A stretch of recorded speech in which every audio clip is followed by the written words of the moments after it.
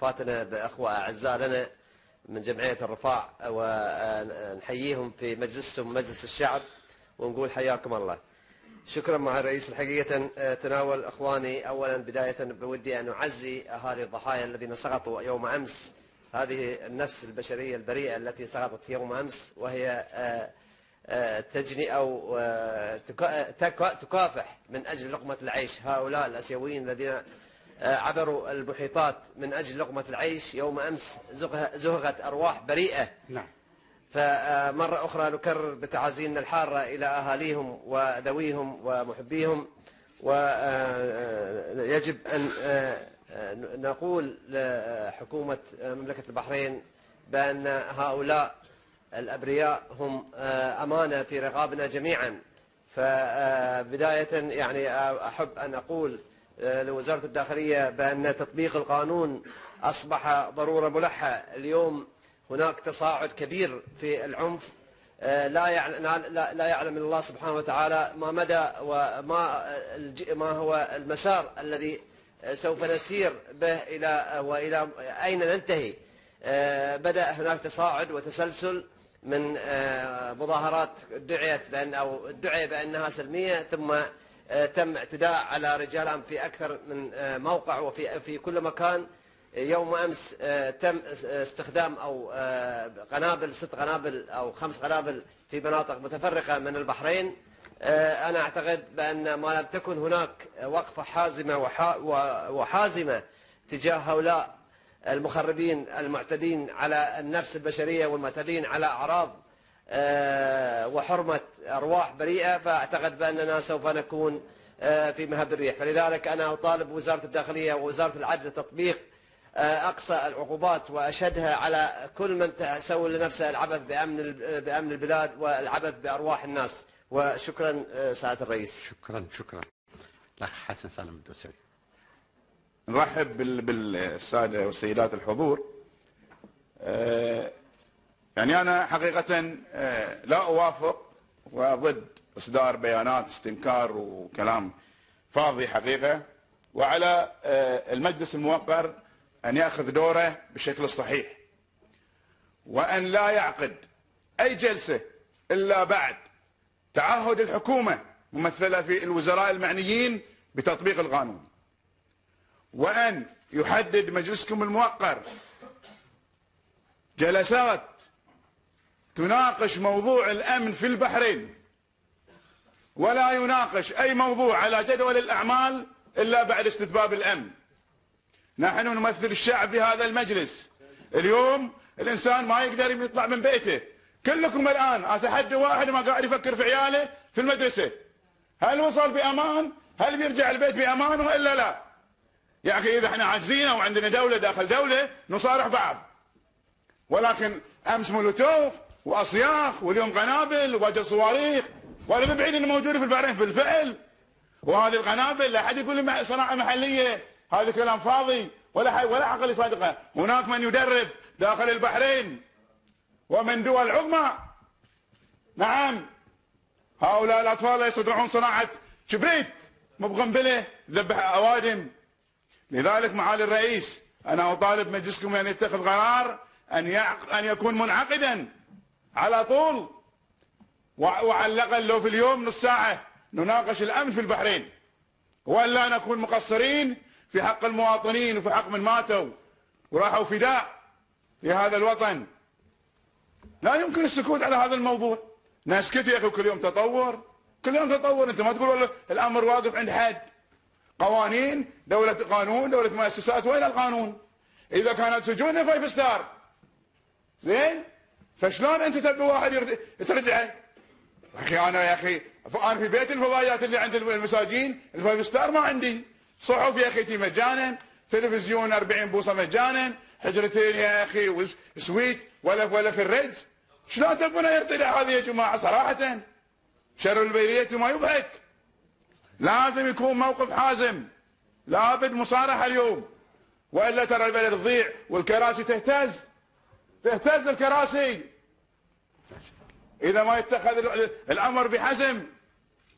والله ما في فايده يا اخي. كاميرون ايش سوى؟ قال انا ما عندي اطفال، عندي عقوبه يعاقب عليها القانون. يا اخي اذا الطفل قتل يعتبر قاتل الطفل يا اخي. اذا هو هذه في ذنب ابوه اللي يهدي في الشارع يا اخي، قط مولوتوفات وقط غيره. انا لن اطيل معالي الرئيس لان متاكد ان الاخوان بيتكلمون، ولكن اؤكد انا ضد كل اصدار بيان. انا اريد امر فعلي. يا اخي لمتى نصبر؟ لان المولوتوف تسحق الناس في غرف النوم. يا اخي الواحد يعني لمتى يصبر صراحه؟ لمتى الصبر؟ فلذلك انا ما زلت مصر على اقتراحي بان يكون المجلس منعقدا لنشوف لنا حل لهذه الازمه. شكرا. جزاك الله خير. شكرا. الاخ عادل العسومي تفضل. شكرا معالي الرئيس. معالي الرئيس طبعا انا ما بزيد على الاخوان، ما شاء الله كفوا ووفوا، بس انا بذكر نقاط يعني ان شاء الله تكون يعني تثري هذا الامر. معالي الرئيس اول شيء التفجير الجبان اللي صار هذه دليل على دخول البحرين في مرحله الارهاب، وهذه دليل على ان البحرين الان فيه سلاح. هذه نقاط مهمه. واحنا معالي الرئيس هذا اللي قاعد يصير ابدا ما هو ديمقراطيه، والديمقراطيه ما تقول فجر واقتل وارهب. معالي الرئيس انا بوصل رساله حق عده جهات، اولهم السفراء الاجانب، كفوا يدكم عن البحرين، وانا ادعو كل ذو شأن انه يوصل رساله، وانا الان اوصل رساله من شعب البحرين. كل السفراء يا تحترمون نفسكم يا ما نبي العلاقه اللي معاكم، احنا ما احنا محتاجين لكم. احنا نقول حق كل صاحب شأن في هذه البلد، كل شعب البحرين معاك، واي سفير اجنبي بيتدخل في الشأن البحريني نقول له الله وياك ما نبيك. احنا علاقاتنا علاقات دبلوماسيه محكومه على العلاقات الدوليه اللي تربطها اتفاقيات الامم المتحده، لكن كل سفير يتدخل. احنا ما نتدخل. في بلادكم يصير ارهاب، مثل ما انتم تسمحون حق نفسكم تتعاملون مع هذه الارهاب وهذه التجاوزات بشكل حازم، احنا بعد بنتعامل معها بشكل حازم. احنا نحمي البحرين، مو انا، كل شعب البحرين. مهم هذه شيء وايد مهم. لازم توصل رساله حق السفراء اللي كل يوم قاعدين يتدخلون، اللي ما عندهم هم الا يدافعون عن الارهابيين وعن يتدخلون في امور ما لهم شخص فيها. يعني ما تدخلنا في بلادهم، واول ما يصير اي عمل جبان في بلادهم اول ما البحرين هي الدين في هذا العمل، والدين هذه التصرفات هذه السلوكيات. احنا هني البحرين نعاني الان من مشاكل كبيره. الان مو مطالب ديمقراطيه، مطالب الديمقراطيه ما تطرح من خلال قتل الناس، لكن لو كان القتيل امريكي بريطاني كان سمعتوا اليوم السفاره البريطانيه والسفاره الامريكيه كلام يختلف عن الكلام اللي اليوم اللي طلع. بهذه لا بشر اللي ماتوا اليوم مات من جنسيه قد ان انتم ما تشوفون لها قيمه، باكر ربعكم بيموتون.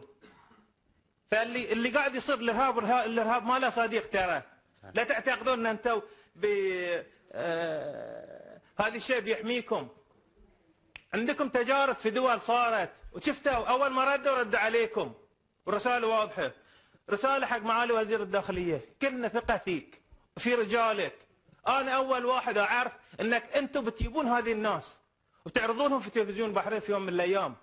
احنا كلنا دعم لك يا معالي الشيخ راشد بن عبد الله، وكل رجالات الداخليه، وكل شخص يحمي البحرين احنا بندعمه وبنوقف معاه. رساله حق الارهابيين، استهداف الحوره الغربيه وجزء من العدليه هذه ما يهيبنا.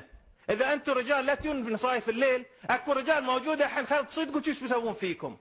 هذه اللي قاعد يصير قله ادب وشغل جبناء، شغل جبناء.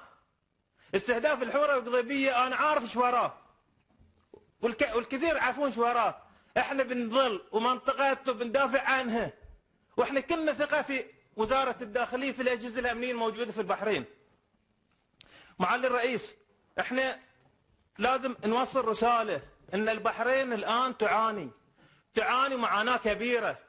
الان صار خلط بين الديمقراطيه والارهاب والفتنه والامور كثيره. الفتنه تعرفون من وراها، اخذوا اجراءات ضدهم، تعرفون من وراها بشكل واضح يتكلمون. احنا اذا هم السفير البريطاني او السفير الامريكي، مثل ما ياخذون الاجراءات ياخذوا اجراءات اللي هم ياخذونها في بلادهم. هذا العمل معالي الرئيس عمل جبان، ورساله لكل قام بهذا العمل، لكل من قام بهذا العمل. هذا الشيء اللي سويتوه ما يسوي بحريني وطني. هذه انتم دليل ان انتم تتبعون دول تكل البحرين كل الحقد، بس بتظل البحرين اكبر منكم، وبيظل المواطن البحريني اللي يعيش في البحرين بيدافع عن البحرين. معالي الرئيس، شيء صار كبير. نتمنى ان الكل الان يعي ايش قاعد يصير في البحرين. هذه ما هي بمطالب، ما هي بديمقراطيه. الرساله اتمنى ان انا قدرت ان انا اوصل جزء منها، لان بقيه الاخوان وصلوها. احنا نقول حق قياده البحرين ان شاء الله كلنا معاكم، كلنا ان شاء الله اول من يوقف في وجه هالاعمال الاجراميه. وان شاء الله الله يحفظ البحرين، وان شاء الله احنا نشوف البحرين دائما مثل ما كانت على ايام ابهاتنا واجدادنا، بحرين الجميع، بحرين الكل. وشكرا مع الرئيس.